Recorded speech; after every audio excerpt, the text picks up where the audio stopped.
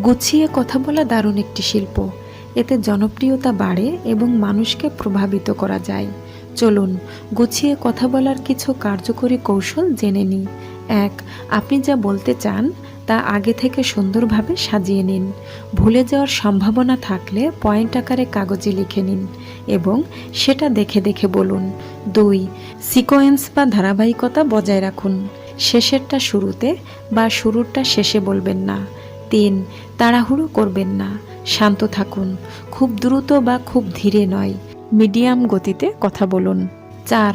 শ্রোতার চোখের দিকে তাকিয়ে আত্মবিশ্বাস নিয়ে কথা বলুন। ৫.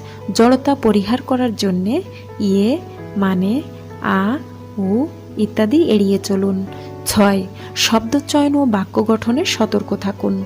আনঅফিসিয়াল শব্দ ব্যবহার করবেন না, যেমন ফাটাফাটি